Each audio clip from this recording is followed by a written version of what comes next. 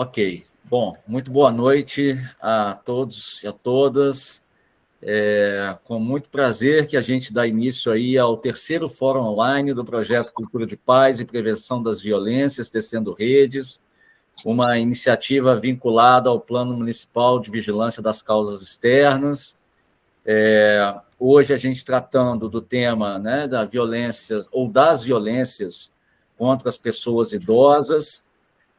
Aqui na sala presente a coordenadora do projeto Cultura de Paz e Prevenção das Violências, a professora Cacilda Andrade de Sá, representando a Vigilância em Saúde da Prefeitura Municipal de Juiz de Fora, o Fabrício Luiz.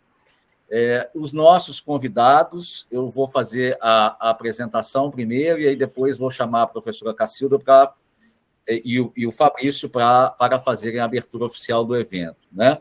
Nós recebemos hoje aqui, com muita satisfação, e já deixando o nosso agradecimento também, o José Anísio Pitico da Silva. Ele é assistente social, mestre em serviço social pela UFJF, gerontólogo pela Fundação Mineira de Educação e Cultura, FUMEC de BH, colunista do jornal Tribuna de Minas e coordenador também da pós-graduação em gerontologia da Faculdade Suprema. A Maria da Consolação Magalhães também vai estar conosco aqui, enfermeira pela UFJF, especialista em epidemiologia e saúde pública pela Escola Nacional de Saúde Pública, Sérgio Arouca, da Fiocruz, mestrado em saúde coletiva pela Escola Nacional também de Saúde Pública, Sérgio Arouca, da Fiocruz, tem doutorado pela UFJF, enfermeira da Vigilância Epidemiológica da Prefeitura de Juiz de Fora por 20 anos e também do HU-FJF por 6 anos. Aposentada atualmente, a Consola, como carinhosamente a gente chama, está colaborando com a gente no projeto Cultura de Paz, esteve como facilitadora nas oficinas que foram realizadas, e nós agradecemos muito a presença de vocês, tenho certeza que vamos ter uma noite muito produtiva de troca de conhecimentos. Professora Cacilda Andrade Sá, então passo a palavra para que faça, então, a abertura do evento. Boa noite a todos e todas. É um prazer enorme para nós estarmos aqui hoje nesse terceiro fórum remoto, fórum temático, que nós temos realizado com o intuito de podermos conversar sobre esse tema tão importante que é a violência. Esse trabalho dos fóruns remotos ele está dentro de um projeto maior, que é o Plano de Enfrentamento às Violências do município de Juiz de Fora, do qual foi feita uma parceria entre a Universidade Federal de Juiz de Fora e a Prefeitura de Juiz de Fora. E nele nós construímos o projeto Cultura da Paz, que está promovendo esse fórum, entre outras atividades que nós temos feito, como capacitação dentro do espectro da orientação, da educação em saúde, da comunicação em saúde, do mapeamento da rede, com alguns objetivos importantes no que diz respeito a essa temática tão recorrente de investigação, de publicações científicas durante todas as décadas, as últimas décadas, né? Desde que o mundo é mundo, nós discutimos a violência. Certamente esse tema não se esgota, ele se evidencia, né? É o desempenho de profissionais e cientistas em criar novos debates, novas reflexões sobre diferentes faces desse fenômeno que afeta a humanidade ao longo da sua história. Entretanto, esse desafio de debater a violência na interface com uma diversidade tão temática, esses fóruns traz essa possibilidade, né, com excelentes contribuições, com profissionais de alto gabarito, para que mais e mais pessoas tenham acesso a essas discussões e mais pessoas sejam orientadas, informadas sobre a importância de que a gente notifique as violências. Então, esse é um tema que perpassa todo o nosso trabalho, que são as notificações através das fichas de notificações das violências. Queria dar boa noite a todos e dizer que está aberto o nosso fórum e passar a palavra para o Fabrício, da Vigilância em Saúde. Boa noite a todos. Eu queria, primeiramente, agradecer a vocês por estarem presentes aqui nessa noite maravilhosa com a gente, onde a gente vai conseguir discutir mais uma das violências, né, de tantas violências que que perpassam a população, e eu acho que o recorte foi brilhante, as 4 principais violências para a gente iniciar esse trabalho. É muito engrandecedor. A parceria com a FJF tem nos possibilitado grandes avanços, né? E a contribuição de vocês, né, enquanto professores, e os convidados também de alto gabarito, né? Não vou me alongar muito, e a vigilância também está à disposição, a gente é responsável por estar recebendo essas fichas de notificação. Como a professora Cacilda falou, houve um trabalho de capacitação que a gente pretende dar continuidade a ele, e está à disposição para esclarecimento de dúvidas e para outras parcerias que forem necessárias. Ok, muito obrigado. Quero destacar também aqui a presença da professora Maria Tereza Bustamante, do Eixo de Educação Continuada, a professora Letícia Moura também, do Eixo de Educação Continuada, o professor Wagner Batella, do Eixo de Mapeamento do Projeto, facilitadoras, alunos da universidade, aqui também presentes, que certamente dão a grandeza e a dimensão, né, desse projeto, né? Muito obrigado aí a presença de todos e de todas. Passar a palavra, então, vamos fazer, né, começar, então, o nosso fórum aqui oficialmente, ouvindo o Pitico, como carinhosamente a gente o conhece, e que tem uma longa trajetória né, nessa área e certamente vai trazer muitas contribuições para nós. Mais uma vez, muito obrigado, Pitico. A palavra é sua, meu amigo. Eu que agradeço, professor Ricardo, e te agradecendo, quero agradecer toda essa competente, sensível equipe de professores e professoras, pesquisadores e pesquisadoras da universidade, nessa conjugação, parceria fundamental com a Prefeitura de Juiz de Fora. Eu que sou um egresso do Serviço Público Municipal, recentemente aposentado, precisamente há 2 anos, e tenho ficado cada vez mais sexagenário que sou agora, que já falo em causa própria, né? Não há dúvida quanto a isso. Mas eu quero muito agradecer, reitero, a oportunidade riquíssima de fazer parte desse grupo, cumprimentar todos os participantes que estão nessa sala, professores, pessoas interessadas, amigos aqui da Prefeitura de Juiz de Fora, que eu saio, mas deixamos aí amizades e também continuamos no processo de contribuição para a cidade de Juiz de Fora em torno dessa pauta que tanto nos enriquece e nos dá a oportunidade também de aprender cada vez mais, socializar e participar. Eu estou muito feliz com essa oportunidade que o professor Ricardo, com toda a sua equipe, me oportunizam de estar aqui com vocês.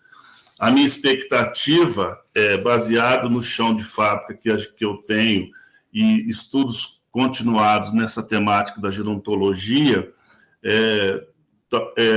levantar alguns pontos que me afligem e até uma forma de uma catarse coletiva aqui, de socializar esses problemas, esses desafios que todos vocês sabem, nessa sociedade tão violenta que a gente está, né? E em relação a nós todos que envelhecemos, as pessoas idosas. Então, eu trago alguns pontos que eu preparei para apresentar para vocês, não tenho pretensão alguma, mesmo uma divisão de problemas, de reflexões, de preocupações, de conquistas que eu observo, estudo e vivencio, até porque trabalhei com a pessoa idosa em Juiz de Fora quase que por 3 décadas, né? No trabalho da Prefeitura Municipal, no trabalho da AMAC, Associação Municipal de Apoio Comunitário, que certamente tem nessa sala amigas e amigos. Vejo o professor Leandro, me parece que a professora assistente social, a amiga Malu, está aqui também, que é secretária de assistência social. Então, eu me sinto em casa e muito honrado, como disse, por essa oportunidade.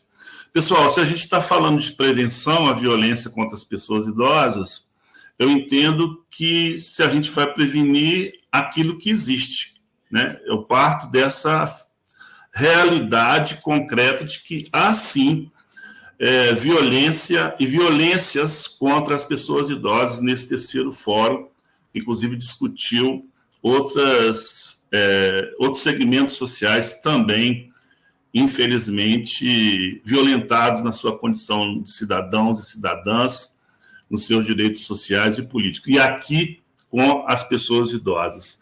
Então, o primeiro ponto é que essa violência existe, né? E não é uma violência de hoje, não é recente esse estado de violência contra as pessoas idosas, a começar pela própria inexistência de registro oficial do Estado brasileiro de preocupação também com a causa do envelhecimento. Eu tenho feito alguns estudos, algumas leituras sistemáticas, embora a nossa dissertação de mestrado já está um pouco aí, já próximo de 8, 10 anos, mas eu vejo ainda, infelizmente, a realidade do quadro que nós apontávamos lá, monitorado, orientados pela professora doutora Ana Amoroso, professor doutor Serafim Fortes Paz, que é da Universidade de Fluminense de Niterói, hoje me parece aposentado e com uma experiência em Portugal, que me orientou nesse trabalho da dissertação de mestrado. Então, esse é um ponto que eu quero destacar, que essa violência contra as pessoas idosas, ela não é de hoje, ela não é recente, né? Ela é desde que o homem é homem, que nos estudos que a gente fez, e aí, para quem quiser se aprofundar um pouco mais, tem um clássico da gerontologia, que é a produção científica da Simone de Beauvoir, onde ela faz uma pesquisa, e aqui vou cortar bastante assunto de uma forma ligeira, para dizer da preocupação dela à época, e que é bastante atual também, que o tratamento oferecido às culturas humanas é um tratamento diferenciado, a gente não pode homogeneizar e carimbar e cravar que o tratamento social dispensado em público e político às pessoas idosas, ele é o mesmo. Em síntese, é dizer que essa violência contra as pessoas idosas, repito, ela é histórica. E se a gente for pesquisar também em registros poéticos, até mesmo na própria Bíblia, no Velho Testamento, e as próprias imagens que a gente faz em relação ao nosso envelhecimento, são sempre imagens, na maioria das vezes, negativas, depreciativas. Se a gente for comparar, por exemplo, poeticamente, qual a estação do ano que se assemelha à reprodução da velhice, a gente não vai encontrar citações poéticas ou até filosóficas ligando a velhice à fase de frutos, né, de flores, de primavera, muito menos verão. É sempre aquela imagem outonal, de inverno, de velhos cabisbaixos, solitários, assexuados, enfim. Então, isso já fica evidenciado e reproduzido nos nossos meios de comunicação, né? E aí eu me lembro da bela contribuição do professor Ricardo, quando fez uma bela análise e reflexões sobre como que a mídia brasileira ela reproduz o envelhecimento, a velhice, né, nos meios de comunicação social, na internet, na TV, no jornal, no rádio, exatamente dentro que a sociedade coloca de uma fase improdutiva, de uma fase de bananeira que já deu cacho, né? Vamos colocar dessa forma. Então, isso que eu quero pontuar, dizer que essa violência ela não é de hoje e que requer, sim, e aí é bom a gente ter o colega da prefeitura, da vigilância, a importância de notificar, e a professora Cacilda fez referência logo no início, a importância de notificar a violência, porque repercute aí num quadro sério de preocupação, de atenção da saúde pública, né? Então, é importante que nas unidades básicas de saúde se faça esse registro, essa notificação, em que pese toda particularidade do ambiente que essa violência contra a pessoa idosa acontece, né?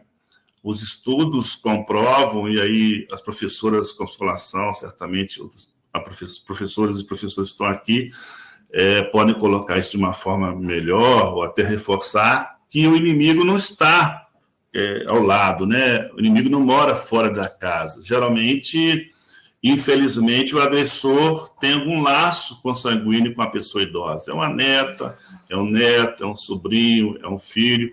Então, para notificar esse tipo de violência é muito delicado, é muito difícil. Imagina eu levar ao caso, por exemplo, a Polícia Civil, que o meu neto está me agredindo, que está me batendo, coisa desse tipo. Então, é uma peculiaridade que eu acho importante colocar aqui para a gente refletir nesse caso, né? E essa violência também, às vezes, a gente se associa, e eu não estou falando nada demais aqui com vocês, de que só as classes populares que acontecem.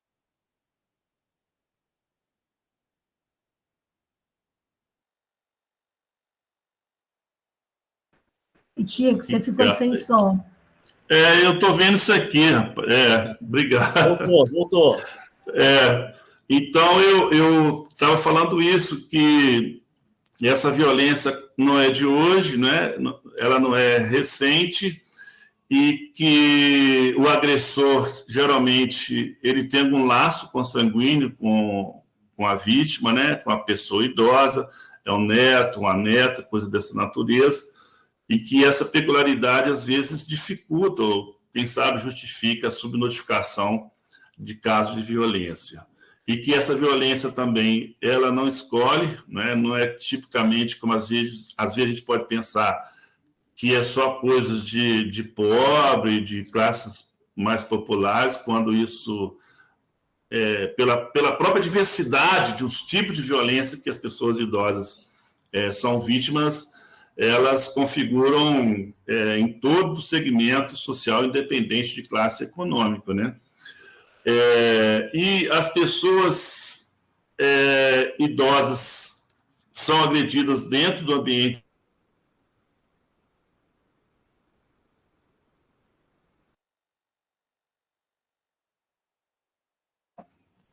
Ele tá caindo aqui involuntariamente, tá, pessoal? Ele está caindo involuntariamente aqui o som.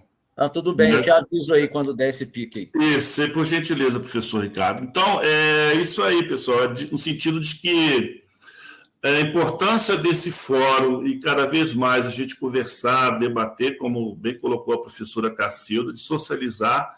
Ainda há pouco interesse na academia e no ambiente científico de produção de conhecimento sobre o envelhecimento.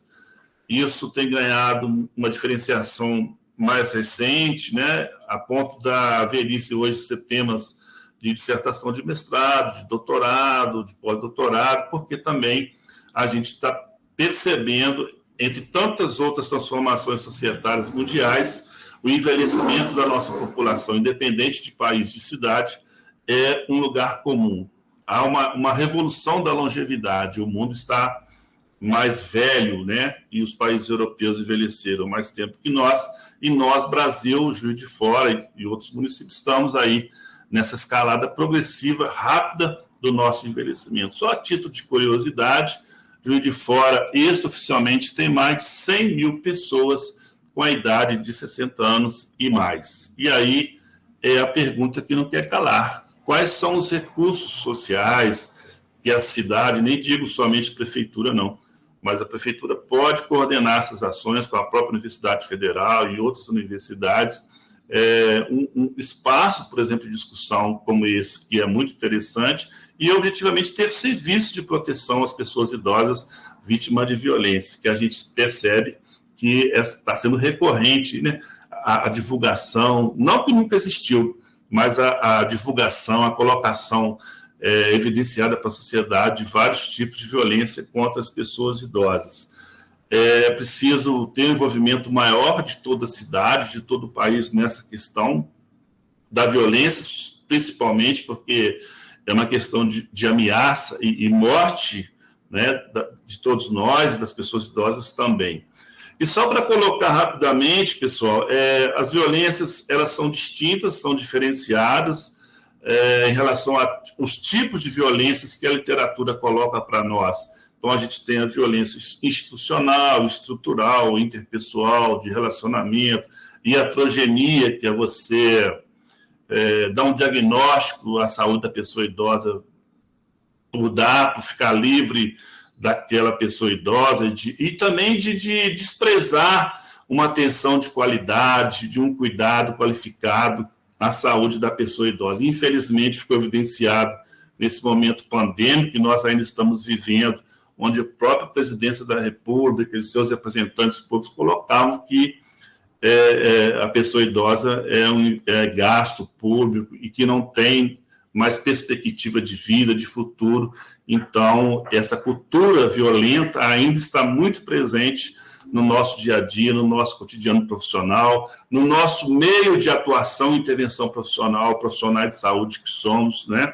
Eu penso que esse diagnóstico a gente precisa discutir e desenvolver práticas de proteção às pessoas idosas, que eu vou colocar logo a seguir, finalizando esse meu primeiro momento de participação com vocês. Então, as violências são distintas, elas atingem as pessoas idosas independente de classe social.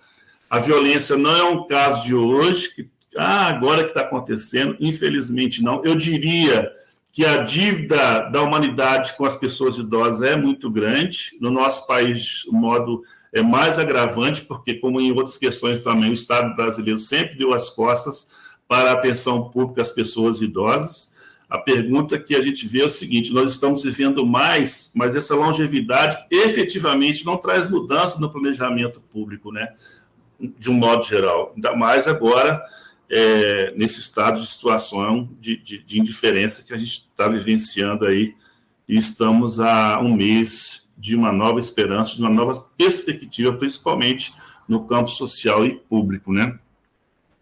Então, é uma questão muito séria e que a gente precisa se envolver. E eu fico muito feliz em ter com vocês, com a Universidade e a Prefeitura, colocando na pauta esse assunto, né, do envelhecimento, e aí destacando para a conscientização e tomada de posição o que a gente precisa fazer para proteger a vida de todos nós que envelhecemos. Então, pessoal, agora a parte final, para deixar aí para as intervenções de vocês e a fala da professora Consolação, eu disse então que a violência existe, né? Ela é real, ela não é de hoje, e os vários tipos de violência. Eu penso agora em rapidamente colocar, e aí, se a violência existe, ela está colocada, o que a gente pode fazer enquanto sociedade, enquanto pesquisador, enquanto cientista social, né, que tem uma atuação pública, futuros profissionais, estudantes universitários que estão conosco aqui nessa sala.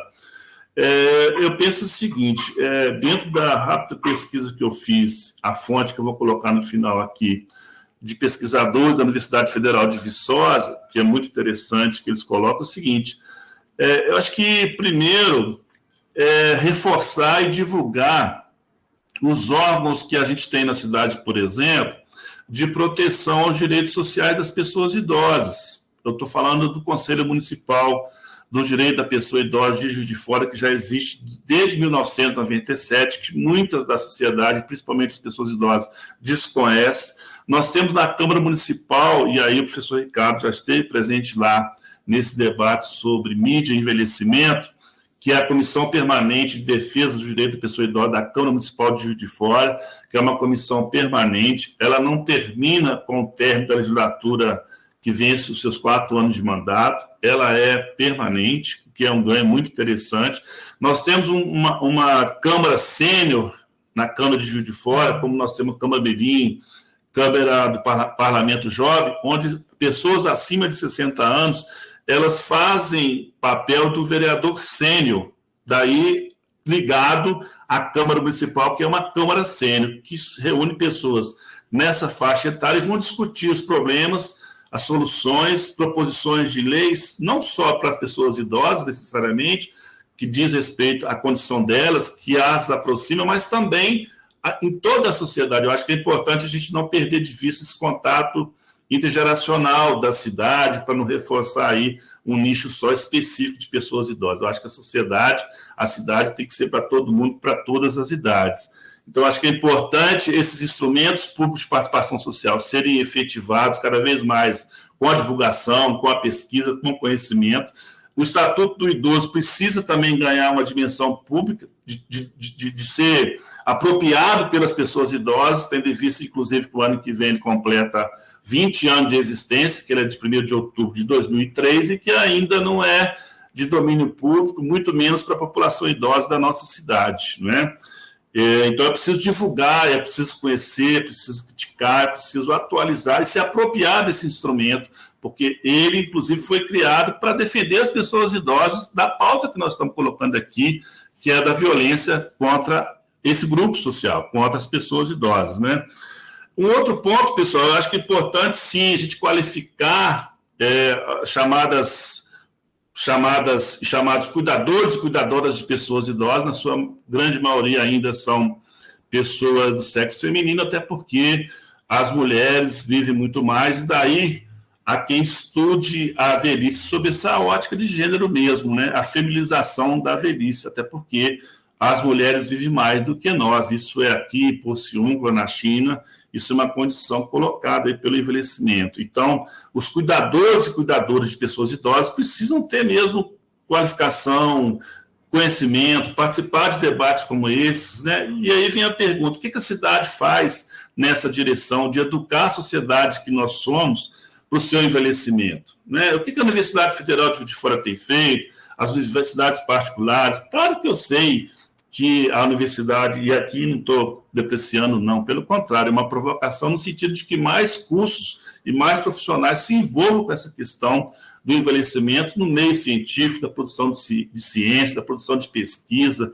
Isso é fundamental e é uma carência muito grande, não é só nossa da cidade, mas do Brasil, em torno de produzir conhecimentos científicos sobre envelhecimento. Então, isso dá qualidade no cuidado, isso certamente dá consciência, dá sensibilização e certamente vai proteger as pessoas idosas aí de qualquer tipo de violência, né?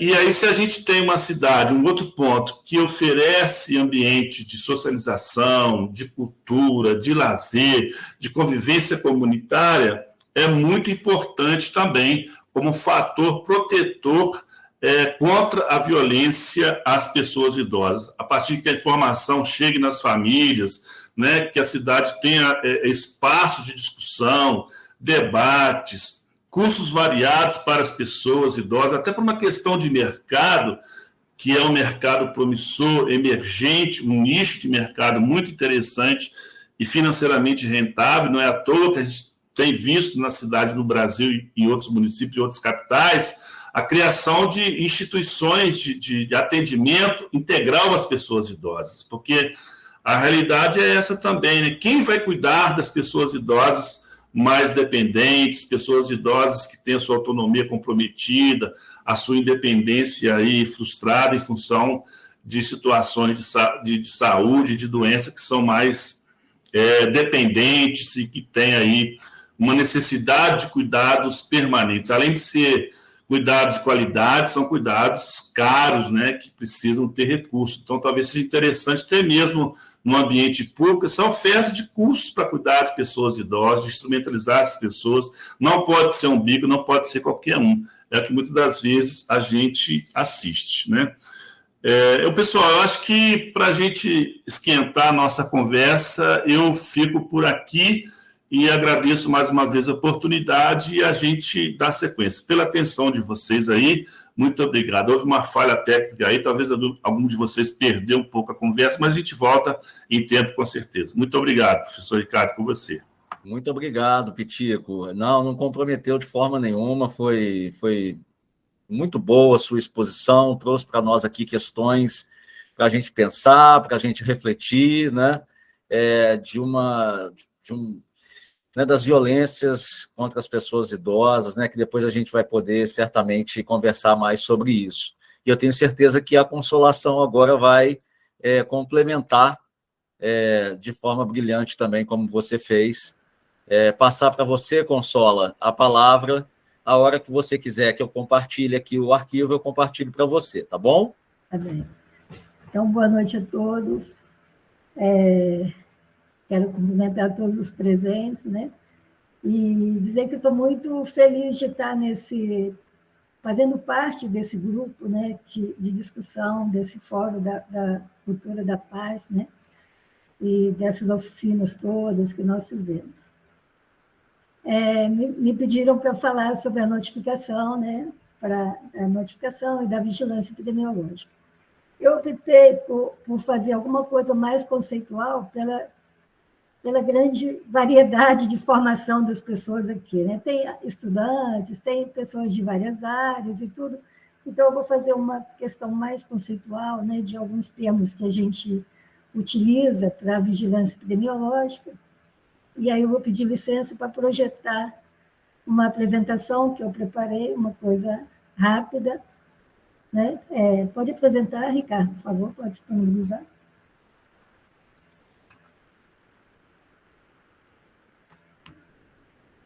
Da tela cheia aí, não. Então, a gente...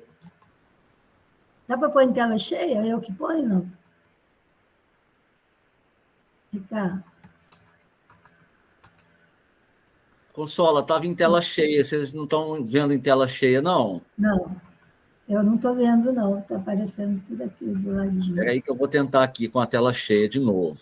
Ô, Ricardo, parece que está o inverso. A gente está vendo o arquivo que deveria estar aparecendo para você. Deixa eu tentar aqui de outra forma aqui, espera aí.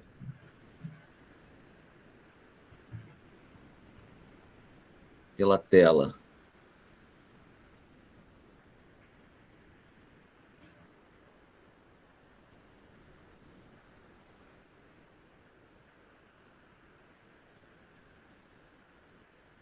Está igual. Só um momento. Aí. Isso. Tá ok? Ok. Excelente. Então, o Sistema de Vigilância e Violência ou de Acidentes, o VIVA, né? Pode passar. No Ministério da Saúde, a gente tem a Secretaria de Vigilância em Saúde, né? Que tem o subsistema de vigilância em saúde, dentro dele tem a vigilância epidemiológica. Pode passar, Ricardo. A vigilância epidemiológica, né, ela tem uma definição do que é a vigilância epidemiológica. É um conjunto de ações que proporciona conhecimento... Nossa, está complicado o negócio. Vou fazer aqui. É conhecimento, a detecção ou a prevenção de qualquer mudança em fatores determinantes e condicionantes da saúde individual ou coletiva, com a finalidade de recomendar e adotar medidas de prevenção e controle das doenças ou agravos, né? Isso está na Lei 8.080/90. E, para fazer esse acompanhamento, para identificar esses fatores determinantes, condicionantes, né? Nós temos as doenças e agravos que são de notificação compulsória, né, que estão no SINAM. O SINAM é o Sistema de Informação de Agravos de Notificação. Pode passar, Ricardo. E as notificações, a notificação compulsória de doenças e agravos, isso já está estabelecido no Brasil desde 1975, né? Atualmente, e é uma lista de doenças que atualmente nós temos aí 48 agravos ou doenças, né? Então, nós temos doenças infecciosas, doenças transmissíveis, e temos também alguns agravos, né? Mortalidade infantil, a mortalidade materna, o acidente de trabalho e a violência, que estão listadas nessas doenças, né? Nessa lista de doenças e agravos de interesse em saúde pública. E a principal fonte é a notificação compulsória, né, dessas doenças. A notificação compulsória, o que é compulsória? Compulsória é obrigatória. O profissional não tem a escolha se ele vai notificar ou não. Se ele identifica um caso desse, ele tem, por obrigação, notificar. Isso está na lei, né? Isso está né, nos códigos de ética, né, das várias categorias, né? E, às vezes, o profissional pergunta, precisa da autorização do paciente? Não, não precisa da autorização do paciente, porque está dentro da lei para você fazer essa notificação. É obrigatório. Ela é compulsória, é obrigatória. Pode passar. E quem deve notificar, né, os casos, né? Então, todos os profissionais, qualquer profissional de saúde que tenha identificado esses casos. Ele identificou, ele tem, por obrigação, estar notificando. Aí as pessoas perguntam, mas e a questão ética, né? Ah, eu vou quebrar o sigilo, vou notificar. Isso está garantido na lei, né? Nos códigos de ética profissionais, dentro da lei que determina a notificação. Então, a desculpa de questão ética, ela não é. Né? Normalmente, eu vejo como uma desculpa para não notificar. Né? E as pessoas realmente têm que notificar. E também há uma dúvida, e se o caso já foi notificado? Vem um paciente do HPS, o paciente é da unidade de saúde, etc. Não tem problema, notifique. Se não tem certeza que ele foi notificado em outra unidade, você pode notificar. Porque o SINAM, aquele sistema que eu falei, que é o sistema de informação, né, onde a gente lança essas fichas de notificação, ele permite a retirada das duplicatas. Né? Se aquele está sendo notificado 2 vezes, 3 vezes, o mesmo paciente, o mesmo agravo, ele pode ser retirado. No caso da violência, pode ser que seja violência de repetição, e não duplicidade de notificação. Né? Ele pode estar sendo notificado mais de uma vez, ou notificado outra violência, né, para a mesma pessoa. Então, a pessoa que recebe essa notificação, ela avalia isso, né? Se é uma notificação nova ou se é de repetição. Pode passar, Ricardo, por favor. Aí,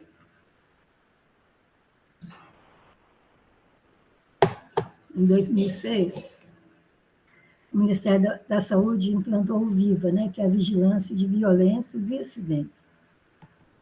Esse VIVA, inicialmente, ele era um inquérito, né, que era realizado nas unidades de saúde de urgência e emergência, um inquérito que a cada 3 anos fazia 30 dias de acompanhamento. Né? Depois passou-se a fazer o inquérito a cada 2 anos, 30 dias de acompanhamento em unidades que foram selecionadas aleatoriamente, unidades de urgência e emergência. E aí ele abarca todos os acidentes e violências. E tem a vigilância contínua, que é a notificação, né, que está dentro da lista das doenças e agravos de notificação, que é o SINAM, por meio do SINAM, que é aquela notificação compulsória, né, das violências. Pode passar, por favor, Ricardo. E o que é de notificação da violência? São os casos suspeitos ou confirmados. Eu não preciso ter certeza desse caso. Eu posso notificar casos suspeitos de violência. Então, homens e mulheres em todos os ciclos de vida, na violência doméstica, intrafamiliar, né, a violência sexual, a violência autoprovocada, o tráfico de pessoas, trabalho escravo, trabalho infantil, intervenção legal, a tortura e violências homofóbicas. Esse para todos os ciclos de vida. E na violência comunitária extrafamiliar, nós vamos notificar crianças, adolescentes, mulheres, pessoas idosas, indígenas, pessoas com deficiência e população LGBT. O grupo masculino de 20 a 59 anos, que não se enquadra em nenhuma dessas violências, né, citadas aqui, tráfico de pessoas, trabalho escravo, né, aquele que se deu na rua, nos bares, etc., esse não é de notificação pelo SINAM. Esse vai ser, né, ele vai ser abordado quando houver o inquérito, né, a cada 2 anos ele vai ser computado lá no inquérito. E a gente deve, né, o profissional de saúde deve atentar para os sinais de violência, né, a negligência, o abandono, a violência financeira, psicológica, o assédio, que às vezes não é tão simples visualizar essa violência. E às vezes ela é muito velada. Então, o profissional tem que estar muito atento e muito sensibilizado com essa questão, né? Ele tem que estar querendo encontrar isso. Porque se ele não quiser encontrar, ele não vai encontrar, né, algumas violências que a gente, né, algumas situações que são de notificação, que são violência. E aí, se ele não identifica isso, a pessoa vai continuar numa situação de violência, esses dados não vão ser registrados, né? A gente não tem como computar esses dados. Então, a violência física ela é mais visível, né? A violência sexual, né? Algumas formas de violência sexual, ela é mais visível, mas algumas elas não são tão visíveis. E até como o Petit falou aí, né? Elas são, às vezes a pessoa vem acompanhada do agressor. Ela não tem um espaço para ela falar, ela está sozinha com o profissional de saúde. Então, é preciso estar atento, né, aos sinais que ele pode estar apontando para estar fazendo essa investigação e até para fazer uma denúncia em relação a esse caso, né? Então, é bom, né, estar atento, porque são várias formas de violência, né? Às vezes, a violência física é muito visível, né? E a violência sexual, de uma forma mais, né, mais direta, ela também é muito vista, mas as outras violências, elas existem, elas estão aí, elas precisam ser mostradas, apontadas, né? Pode passar, Ricardo, por favor? E aí, em relação à pessoa idosa, o que é de notificação? Eu coloquei a Lei 10.741, né, que é o Estatuto da Pessoa Idosa, que estabelece a notificação compulsória nos serviços de saúde públicos ou privados em caso de violência contra a pessoa idosa.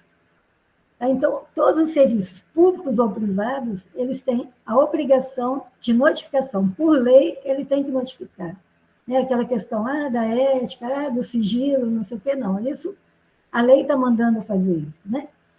E ainda o Estatuto, ele diz que qualquer ação ou omissão praticada em local público ou privado que cause morte, dano ou sofrimento físico ou psicológico à pessoa idosa. Então, isso é a violência. Pode passar, Ricardo, por favor?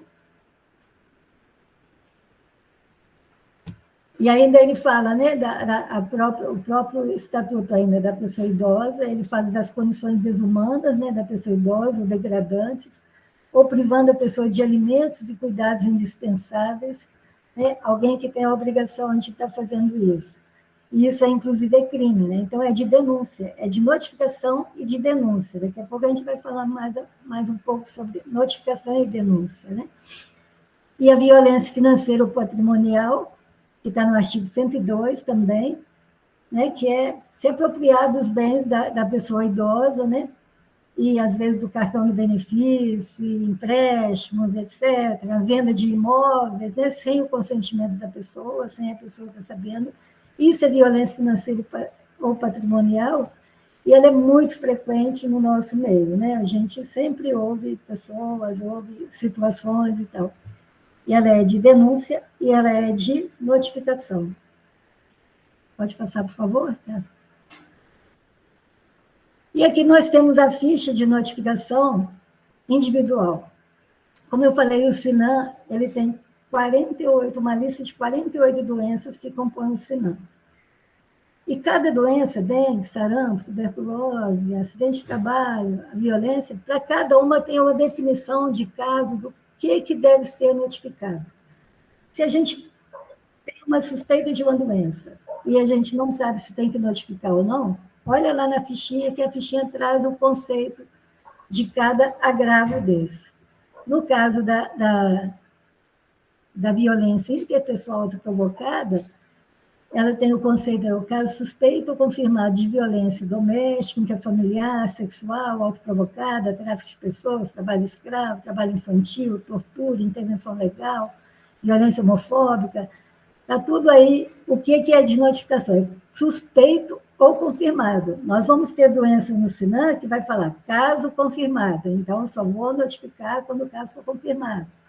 né? Por exemplo, as doenças infecciosas crônicas, AIDS, tuberculose, hanseníase, eu vou notificar quando eu tenho caso confirmado, eu não notifico suspeito.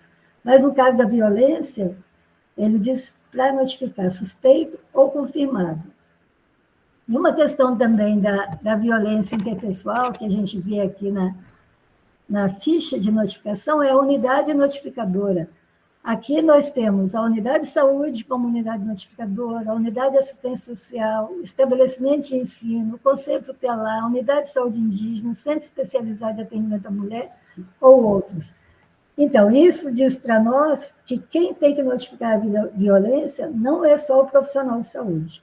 Qualquer dessas unidades aqui que atender essa pessoa em situação de violência, qualquer que seja ela, idoso, criança, etc., ela pode e deve notificar, né? Faz parte de uma das obrigações dela é essa notificação.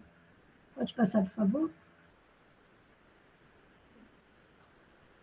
E a ficha de notificação, todas elas têm a parte superior, que tem a identificação, a definição de caso, a identificação da pessoa, e depois ela tem perguntas pertinentes àquele agravo ou àquela doença que nós estamos investigando. Não vou passar nesse aqui, porque a gente tem pouco tempo. Podemos passar, Ricardo? E aqui eu quero chamar a atenção para os tipos de violência que podem ser notificados. Violência física, psicológica ou moral, tortura, sexual, tráfico de seres humanos, financeira e econômica, negligência e abandono, trabalho infantil, intervenção legal e outros. Então, todos esse tipo de violência, eles são de notificação. Se nós temos alguma suspeita que as pessoas estão vivendo em alguma situação dessa, é a obrigação do profissional de saúde fazer a notificação dessa violência, né? Podemos passar. E aqui os encaminhamentos que devem ser dados, né? Para onde nós encaminhamos essa pessoa, porque não basta só fazer a notificação e não fazer nada com isso. A pessoa precisa ser acolhida e ser encaminhada devidamente. E aqui tem todas as instituições que a gente pode encaminhar essa pessoa. E aí eu estava vendo aí que o Petit falou de vários outros equipamentos, né? Que seria até, depois a gente poder comentar, fazer a listagem disso para a gente distribuir para os profissionais de saúde que estão fazendo o fórum, para eles terem essas informações de onde mais que eles podem estar encaminhando esse usuário. E aqui a gente tem, no final, as observações adicionais. Então, aqui eu faço um pequeno relato dessa história, né? Porque é preciso colocar uma CID-10, né, para esse caso, para essa situação, quando fecha o caso. E, às vezes, só com aquela informação que está em cima, a pessoa da vigilância epidemiológica não consegue. Então, é preciso fazer uma observação, um relato resumido sobre o caso para a vigilância epidemiológica fazer essa codificação desse caso. Pode passar, por favor, Ricardo? E essa ficha de notificação, né, ela deve ser muito bem preenchida, né, deve ser completa, os dados devem ser fidedignos, ela deve ser notificada de acordo com a recomendação da notificação, né, dentro dos prazos estabelecidos. E para a gente ter dados de qualidade, informações de qualidade, porque a vigilância epidemiológica ela trabalha com informação para tomada de decisões, né, e para propor ações. Se eu tenho esses dados bons, bem feitos, completos, né, se eu conseguir captar uma boa parte dos casos, a gente não vai conseguir captar todos, mas se eu tenho uma boa captação desses casos com dados fidedignos, eu vou ter um diagnóstico mais aproximado disso, né? Eu vou conhecer a magnitude desses casos, né? Eu vou conhecer os tipos, a gravidade desses casos, né? Quem são as pessoas envolvidas, né? O perfil dessas pessoas. Então, eu preciso ter dados de qualidade. Não deixar a ficha em branco, né? A gente que trabalha na vigilância epidemiológica dá um irto, assim, fala que dá um arrepio quando você vê uma ficha mal preenchida, com todo o dado escrito ignorado, né? A pessoa que está na frente do paciente, ou da vítima, no nosso caso aqui, da violência, ela precisa pegar todos esses dados. Ela não precisa preencher a ficha na frente da pessoa, do paciente, mas ela pode recolher, anotar essas informações para, né, um preenchimento da ficha posteriormente. Mas é preciso ter qualidade. Eu não posso botar tudo em branco, não posso botar tudo ignorado, porque não vai me permitir um diagnóstico adequado. Porque eu preciso de informação de qualidade para tomar decisões mais acertadas, para propor as ações que vão, né, minimizar isso, ou melhorar essa situação. E isso é cíclico, né? Eu proponho as ações e aí a gente avalia de novo se isso reduziu o caso, aumentou o caso, melhorou, foram eficazes as minhas ações, né? Para todas as doenças e os agravos de notificação, nós precisamos disso muito bem feito, para avaliar as medidas de controle que nós tomamos, né? No caso, por exemplo, de doença que pode ser, né, que tem vacina. Vacinei, reduziu o número de casos, né? Qual que é o grupo que está sendo atingido? Qual que é o grupo mais atingido? Né? Onde estão essas pessoas? Né? Então, eu preciso de informação de qualidade para tomar boas decisões e para propor ações mais apropriadas. Pode passar, por favor? Então, suspeita de violência. E agora, né?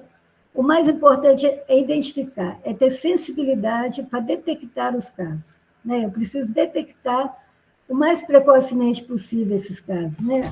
Porque se eu demoro, essa pessoa pode continuar numa sucessão de violência, né?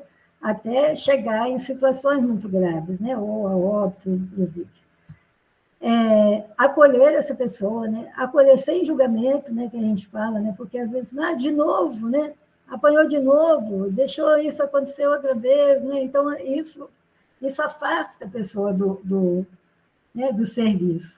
Então, eu preciso acolher, atender de acordo com a necessidade dela, notificar, encaminhar e acompanhar. Né? Encaminhar não finaliza o meu atendimento, né? Ali. E a notificação ela faz parte, como todas as outras etapas. Ela é tão importante quanto as outras etapas, porque ela é que vai dar para nós, mostrar para nós como é que anda esse caso. Se eu atendo, faço tudo, mas não notifico, esses casos simplesmente não existiu. Né? Então, é preciso que haja essa notificação. A equipe pode se organizar, quem notifica, quem está mais adequado, quem tem mais informação, quem tem informações, né, mais precisas sobre isso. E pode passar, Ricardo. Ricardo?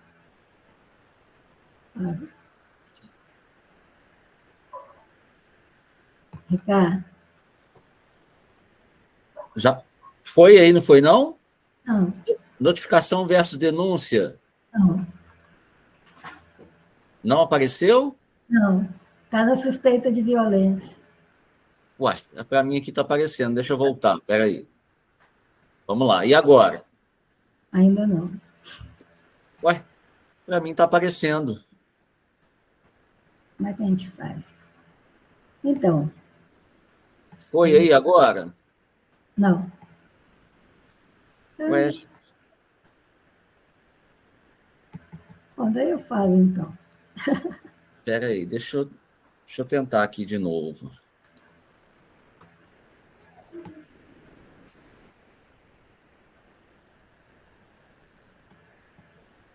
Vamos lá, Consola, vou adiantar aqui. Uhum.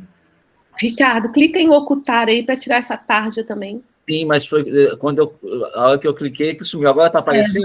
Agora deu. Deu. Então, a notificação. A notificação, a gente viu que tem a lei própria lá, né? Lei 75 para notificação. No caso do Estatuto da Pessoa Idosa, o artigo 19, ele fala da obrigatoriedade também, né? Os casos suspeitos ou confirmação de violência praticada contra pessoas idosas serão objeto de notificação compulsória pelos serviços de saúde públicos e privados à autoridade sanitária, bem como serão obrigatoriamente comunicados por eles a quaisquer dos seguintes órgãos: autoridade policial, Ministério Público, Conselho Municipal da Pessoa Idosa. Então, ele tem que ser feito. a notificação e a denúncia. Pode passar o outro, Ricardo.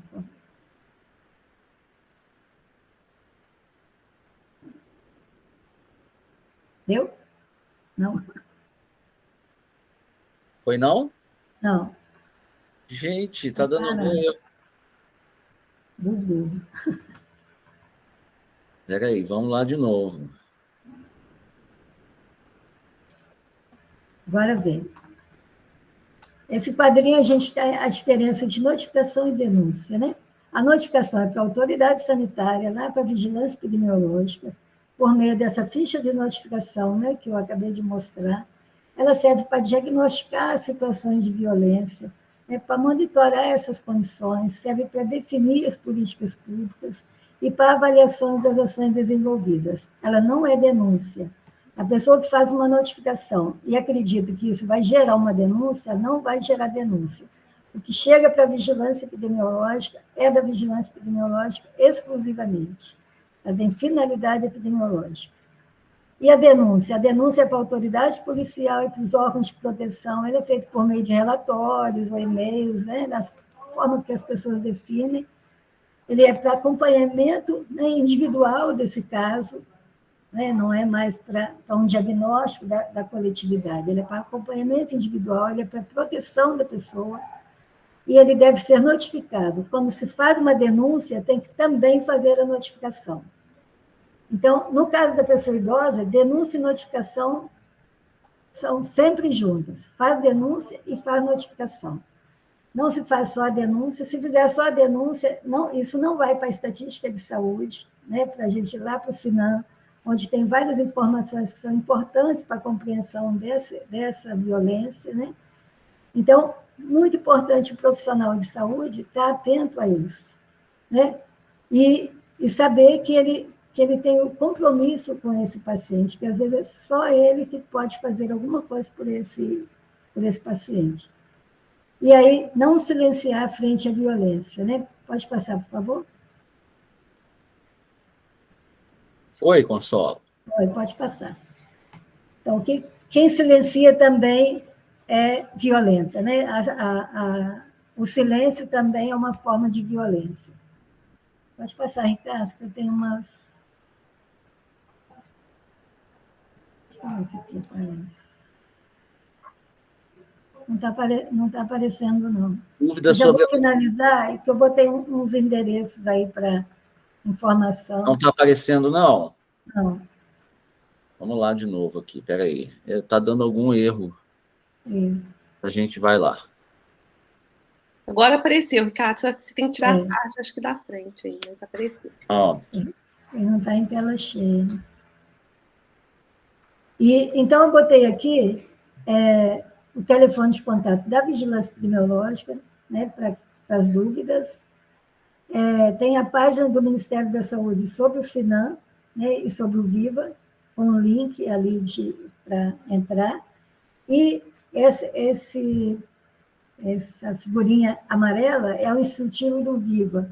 O instrutivo, ele orienta ao preenchimento da ficha de notificação.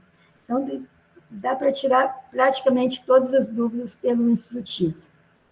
Tá? E era isso que eu preparei para vocês, e agora a gente está aberto para conversar, tirar dúvidas.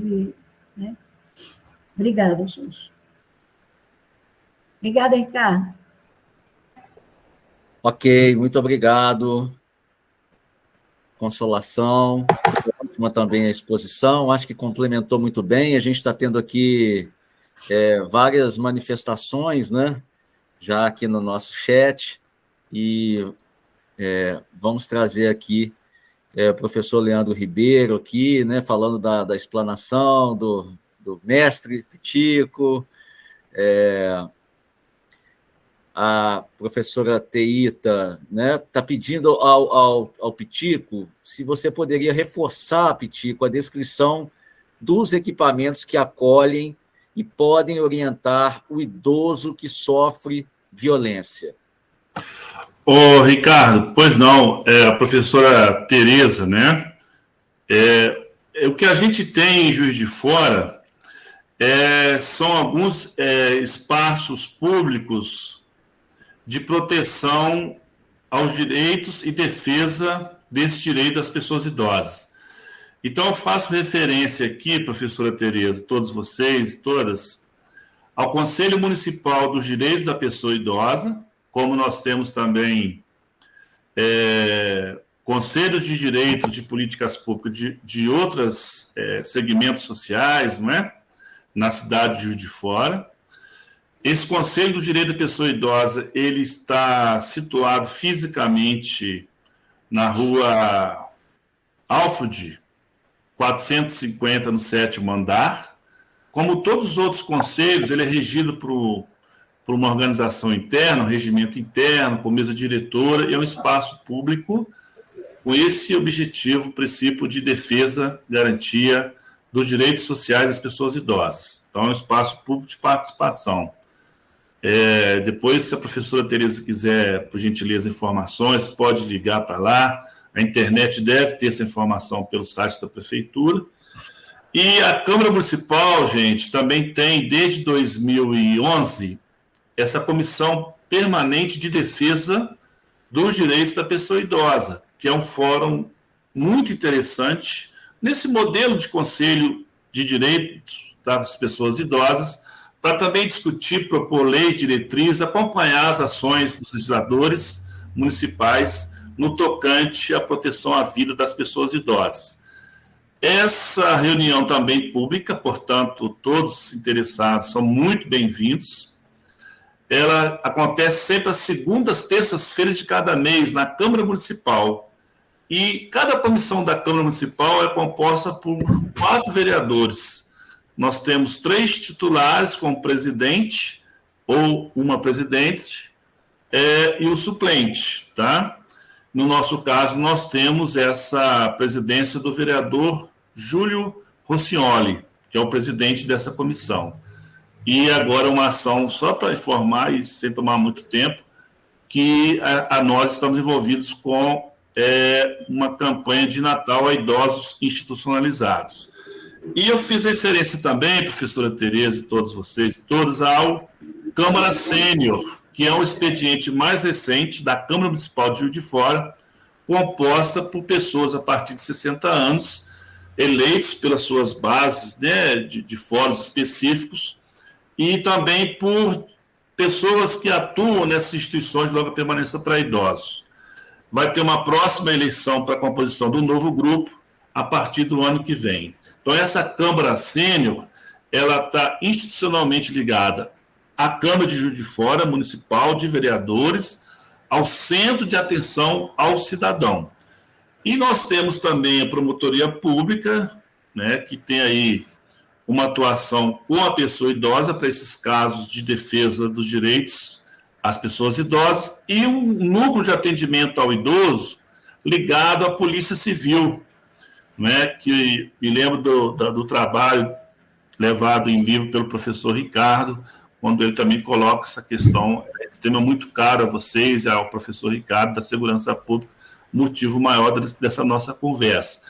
Esse núcleo de atendimento ao idoso da Polícia Civil, ele está funcionando no Santa Cruz Shopping, no 3º andar. Eu não estou atualizado de como que está esse funcionamento, como é que está a titularidade, periodicidade de funcionamento. Mas, em síntese, professora Tereza, são esses equipamentos que a gente tem nessa direção de proteção aos direitos da pessoa idosa. De um modo muito especial, a violência, pelo Estatuto da Pessoa Idosa, é esse núcleo da Polícia Civil, que eu fiz referência, que está no Santa Cruz Shopping, no 3º andar. Tá? E aí eu continuo à disposição de todos vocês também para novas conversas e trocas de informações. Muito obrigado aí pela atenção. Perfeito. Só antes, Marília levantou a mão aqui também para fazer uma pergunta, só para complementar aqui, talvez a Consola possa nos ajudar com uma outra questão que a professora Teita traz. Como agir quando há suspeita de violência contra o idoso? Ficou a dúvida, ele vem acompanhado do seu possível agressor?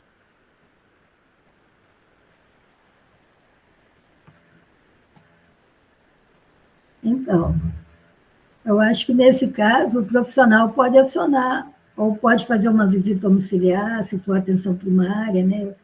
Eu não tenho essa experiência, mas se é na atenção primária, ele pode ir lá, a equipe, vai, faz uma visita, faz outra visita, né?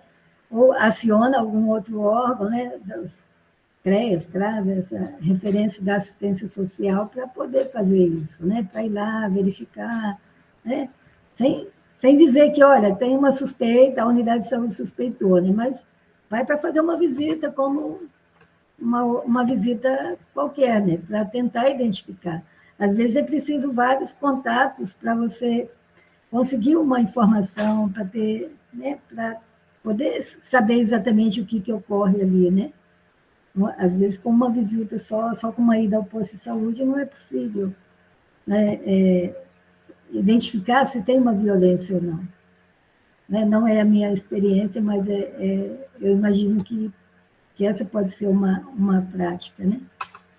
Professor, posso falar, assim, dentro do que a professora Consolação está colocando, é isso mesmo, assim, pela minha experiência, nesse trabalho público de prefeitura, no Departamento de Saúde do Idoso, trabalhei também em unidade básica de saúde, naquele tempo era posto de saúde, muda tanto essa nomenclatura, depois foi atenção primária de saúde, coisa dessa natureza. Bom, é isso mesmo que a professora Consolação está falando. E acho que é importante também haver uma comunicação entre a equipe de trabalho, principalmente, talvez, no médico, na médica, dele suspeitar, dele atentar para como que chega essa pessoa idosa ao seu gabinete ali, ao seu espaço de consultório, por exemplo, nas unidades básicas de saúde, né? Então, a professora Consolação foi muito feliz nas colocações e aprendi muito nesse detalhe, nessa observação dessa relação interpessoal, nós profissionais com a pessoa idosa, porque não é fácil para uma pessoa idosa falar, por exemplo,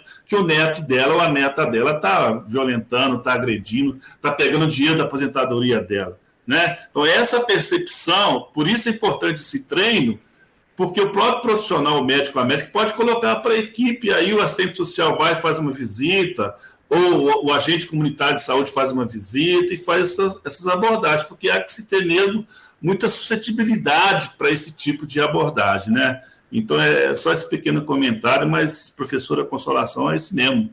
É por aí, a prática que a gente faz, que eu fiz, é muito nessa direção mesmo. Ok, Pitico, muito obrigado. Vamos ouvir a Marília, então, que tem uma questão aí também para nós. Marília, seu áudio não está saindo. Boa noite a todos. Gostaria, né, em primeiro lugar, de parabenizar todos envolvidos nesse fórum. Brilhante apresentação, Pitico Consola, minha parceira querida, Pitico, né, um colega muito querido também, não formamos juntos, mas somos da mesma época. Meus parabéns, acho muito pertinente, muito legal ter vocês aqui debatendo um tema tão importante, de tanta relevância. Eu gostaria de saber... A gente sabe que essa questão envolve, né, ações de curto, médio e longo prazo. É um problema complexo, difícil, e que existem algumas situações, pelo menos eu percebia isso muito durante o meu exercício profissional na UBS de Marumbi, que há momentos em que você precisa de ações imediatas, ou seja, né, seja porque o idoso está sofrendo uma violência e precisa, né, de uma intervenção rápida, ou porque os vínculos familiares já foram rompidos, o idoso está numa situação de abandono e não consegue, não tem mais autonomia, às vezes independência, para dar conta de gerir a sua própria vida. Enfim, eu queria saber se hoje essa realidade modificou, se existem equipamentos em Juiz de Fora que possam receber, acolher esse idoso de forma mais imediata, quando é necessário tirar ele de dentro do seu domicílio. Como é que está essa realidade hoje? Você sabe dizer, Pitico? Olha, Marília, é um prazer ver você aqui, né? Como diria o poeta, o tempo passou e nós estamos aí, né?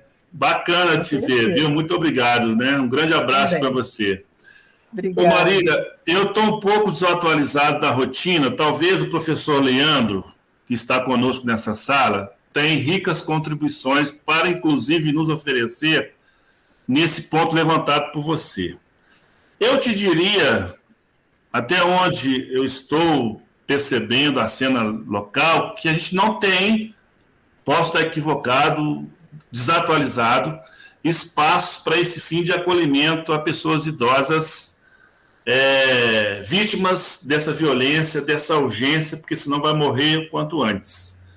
Pode até ser que tenha e embola tudo, né? Independente de idade, de condição de saúde mental, físicas, dessa natureza. Mas eu acho que eu não estou seguro para afirmar, mas me parece que não, né? Agora, o CREAS, que é a professora Consolação, para quem não está e não é obrigado a entender essas siglas loucas que a gente tem, que é o Centro Regionalizado Especial de Assistência Social, que trabalha, e aí, professor Leandro, me corrija, por gentileza, com essa perda de vínculos familiares das pessoas, independente da idade delas, é uma demanda para essa pauta nossa da violência contra as pessoas idosas. Porque quando ainda estava, entre aspas, na ativa, a gente tinha muito essa participação com os colegas da saúde municipal e da assistência social, né? Que é exatamente de fazer essa intervenção. Agora, se tem esse espaço público de acolhimento, Marília, dentro da sua questão, eu acho que não, mas aí, se o Leandro passa a bola para ele puder, e claro, qualquer um com a autorização do nosso querido mediador, facilitador, professor Ricardo, Claro. aí para Ele colocar está, essa inclusive, questão, com a mão levantada aqui, Pitico. Vamos ouvir, então, o professor Leandro. Sim. Ok, obrigada, Piti. Boa noite, professor.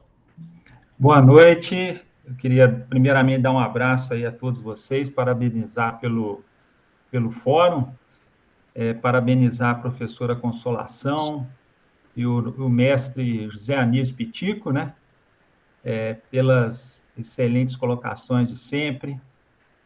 Eu queria conversar um pouquinho sobre isso que o Pitico disse aí, sobre a violência, assim, já identificada aí, a Marília falou isso também, né, essa extrema violência, rompimento de vínculos e tal.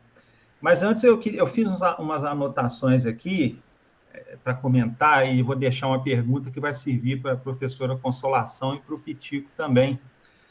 Eu queria comentar, professora Consolação, assim, é muito importante esses sistemas, né, de obtenção de dados sobre a violência contra a pessoa idosa, e a gente vê essa dificuldade, né, principalmente dos profissionais, de conhecerem esses sistemas também, né, não só os profissionais da saúde, mas de outras áreas também, principalmente da assistência social.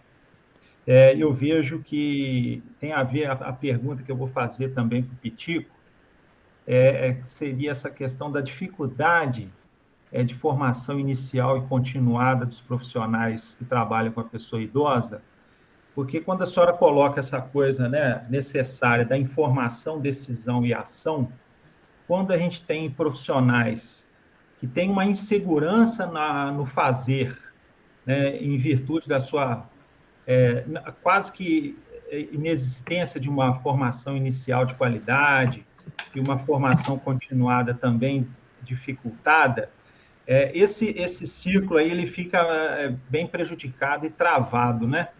Essa informação, decisão, e ainda tenho que agir, e se eu não tenho segurança para isso?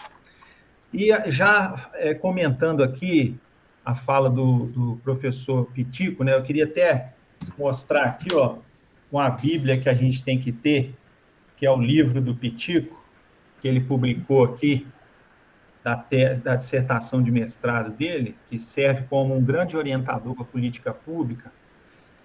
A gente fica muito feliz, né, de estar atualizando algumas orientações que o Pitico traz, mas também fica triste, né, porque a gente escuta o Pitico há mais de 25 anos falar de algumas coisas, por exemplo, né, assim, a dificuldade de cumprir as legislações, o estatuto, da gente garantir o orçamento para a pessoa idosa, para a gente estar realmente colocando a política pública funcionar, expandir, ficar mais qualificada, né? E e essa questão da dificuldade da intersetorialidade, né? Então, assim, a gente observa, como disse muito bem o Pitico, né, essas violências, não só contra a pessoa idosa, mas também essa violência simbólica, né, da gente não ter essa condição plena de realizar ações efetivas para melhorar essa política. A gente tem muita dificuldade. Mas aí eu queria fazer a pergunta o seguinte, e depois eu vou falar sobre essa questão do CREAS, né? Justamente eu queria ouvir a professora Consolação e o Pitico sobre, assim, será que quais são as alternativas que vocês pensam aí para essa formação inicial e continuada para as pessoas que querem trabalhar com a pessoa idosa, né? Assim, porque há uma dificuldade muito grande em todas as políticas de você conseguir o profissional para atuar com um ciclo de vida tão importante e tão minucioso em termos de cuidado e atenção como a pessoa idosa. Eu vejo, assim, eu falo por conta da assistência social também, onde a gente tem um grande profissional que viabiliza as ações do serviço, programas e projetos, que são os educadores e educadoras sociais. Então, você imagina onde que nós vamos buscar esses profissionais com essa qualificação que já tem que ter desde o início. O primeiro dia de trabalho, ele já tem que estar altamente qualificado. E isso é impossível, a gente vê isso na vida profissional brasileira. Tá? Eu queria que vocês comentassem, há alguma possibilidade viável, lembrando que os profissionais, eles normalmente não têm recurso para pagar uma qualificação, uma formação que normalmente não é muito barata para trabalhar com a pessoa idosa. E aí, Pitico, você tem total razão, é o Centro de Referência Especializado de Assistência Social, o CREAS, que hoje atende essa demanda, né, de violência contra a pessoa idosa. No passado, nós tivemos, sim, alguns CREAS temáticos, né, você vai lembrar muito bem disso. A gente tinha o CREAS idoso, tinha outros CREAS que tinham uma atenção especializada à pessoa idosa. Hoje isso não existe mais. Hoje a pessoa idosa em situação de vulnerabilidade, vítima de violência, com esse agravamento aí, as pessoas têm que buscar todos os CREAS, e a equipe vai atuar nesse sentido também. Tá joia? Ok, agradecer ao Pitico e Consola, assim, agradecer, muito obrigado, professor Leandro, pelas suas contribuições, e acredito que pelo andar também da hora aqui nosso, né, pedir então, por gentileza, ao Pitico e ao Consola que respondam aí ao professor, e depois a gente faz os encaminhamentos finais, ok?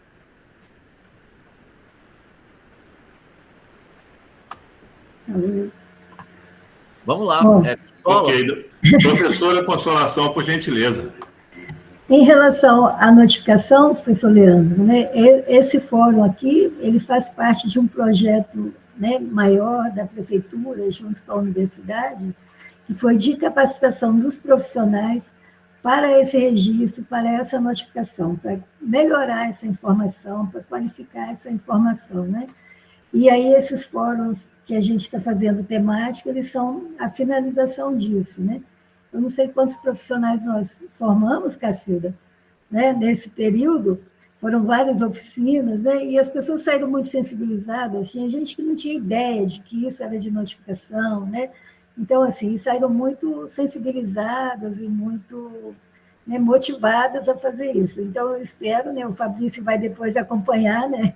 A gente espera que esse resultado apareça lá, né? Que essa visibilidade vai aparecer já no próximo ano, porque nós temos agora um volume de pessoas que foram capacitadas ao mesmo tempo, não só para notificação, mas uma sensibilização em relação à violência, o que é, né? O que é de notificação, o que não é. Foi feita uma oficina de 8 horas, né, para poder falar de notificação.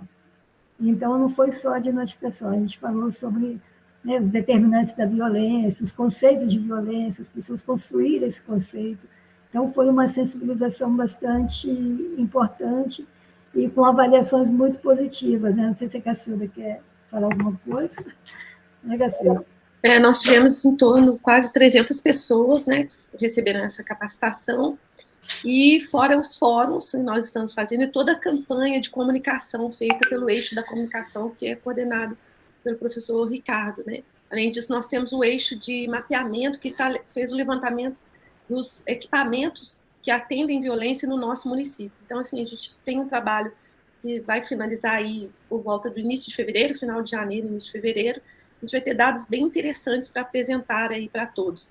Mas eu acho que o mais importante disso é a gente levantar isso no município, né? Fazer com que as pessoas comecem a questionar, a pensar, que os profissionais de saúde entendam a importância da notificação, mas antes disso, compreender esse fenômeno da violência, que é muito complexo e que envolve várias facetas, como nós dissemos aqui no início, e vocês estão trazendo muito bem.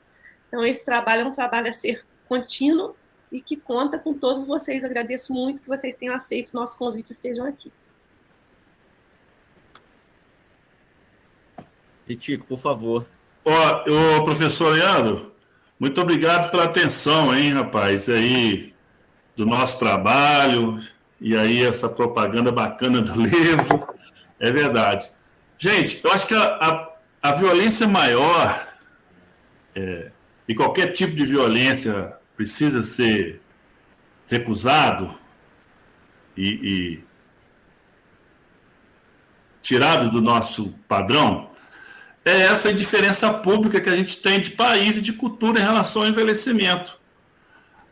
A maior violência é reforçar o silenciamento, o apagamento da vida dessas pessoas, da minha vida. Essa é a maior violência. A falta de educação que nós não temos para nosso envelhecimento. E isso não é de hoje. Só que a gente precisa mudar esse quadro. Porque, querendo ou não, Juiz de Fora já é uma cidade envelhecida. O Brasil já é um país envelhecido. Daqui a 20, 30 anos, seremos o 5º país do mundo em população de pessoas idosas. Os organismos nacionais, IBGE, estatísticos, estão colocando isso para nós o tempo todo. Quem assistiu semana passada o Globo Repórter, com a impagável Sandra Annenberg, colocando lá a questão do envelhecimento. Então, professor Leandro, todos nós, o que nós precisamos é fazer mais papo, mais conversa. Eu escrevo no jornal, a convite da Tribuna de Minas, todo domingo. O meu objetivo não é outro, senão dizer que Juiz de Fora é uma cidade velha, uma cidade de muitas pessoas idosas, inclusive eu faço parte, e que a cidade tem que responder de outra maneira para esse quadro. Na saúde, na economia, na prestação de serviços, na formação de profissionais. Pessoal, de mais de 100 mil pessoas com a idade de 60 anos, vocês imaginam quantos profissionais na geriatria, gerontologia nós temos na cidade? Não dá 10. Mas não é só de Juiz de Fora. É uma questão da nossa cultura, da nossa educação. Então, professor Leandro, a sua provocação é muito bem-vinda. O que nós precisamos fazer é escrever mais, falar mais, debater mais, discutir em nós o nosso envelhecimento, dentro de casa, no nosso churrasco, no jogo do Brasil e Croácia, sexta-feira que vem agora, porque é isso, a gente não tem essa educação. E, querendo ou não, está colocada a pauta da velhice e do envelhecimento. Que bom que nós estamos vivendo mais, mas mais do que isso, viver mais e melhor. E não pode ser só para 5 pessoas, tem que ser para todo mundo. Nós temos que ter uma cidade efetivamente para todas e para todos, para todas e para todos, todas as idades. Esse é o nosso desafio. Aí a produção científica da nossa cidade, que tem muitas universidades. No meu curso de serviço social, e aí a Marília, que é minha amiga, colega de profissão, agora, passado 30, 40 anos, e não é só no serviço social, é na comunicação, é na enfermagem, é na engenharia e tantas outras importantes profissões, esse assunto está chegando lá. E chegando lá de uma forma de mais respeito. E não na época que eu me formei, aí vai algum tempo atrás, onde era motivo de deboche, porque ainda não se vê no envelhecimento um status, um objeto necessário de produção de conhecimento. Porque a universidade também reproduz o que está na sociedade. Se o envelhecimento não é visto na sociedade, isso não chega para a universidade de modo geral, a grosso modo. Então, tudo está para fazer. Eu repito, a gente precisa falar mais, até em benefício próprio. Que tipo de envelhecimento eu quero para mim? E que tipo de envelhecimento que eu quero para a cidade? Temos que conhecer, fazer diagnóstico, notificar, envolver a Câmara de Vereadores, envolver a Prefeitura, o seu secretariado todinho, que inclusive a nossa prefeita, a professora Margarida Doutora, já é uma pessoa idosa, que tem mais de 70 anos, entende? Então, é essa sensibilização que a gente tem que fazer. Mas não é, vocês sabem disso melhor do que eu, de hoje para amanhã. Mas, enquanto tiver esperança, tem vida, não é assim? E aí a gente vai tocando o nosso barco. O tempo não permitiria, em função do assunto, que é muito interessante, poderíamos aqui ouvir e conversar um pouco mais, mas eu vou parar por aqui e agradecer muito aí, e já me despedindo, viu, professor Ricardo, pelo convite, pela honra de estar com vocês todos, e continuo à disposição de vocês. Muito obrigado. Obrigado, Pitico.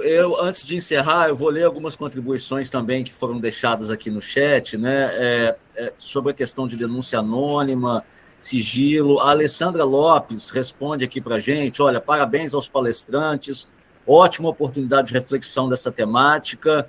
É isso mesmo aí, Pitico, ela também contribuindo aqui com a gente, né? No CREAS estamos com um número de casos considerável de idosas e idosos que vivenciam a violência patrimonial por parte dos filhos, filhas, netos, netas, e não querem que os mesmos respondam por tais violações. José Luiz Duarte também deixando aqui um parabéns, a Márcia Reis, né, falando das excelentes colocações que nos levam a refletir e buscar novos caminhos para o envelhecer com qualidade.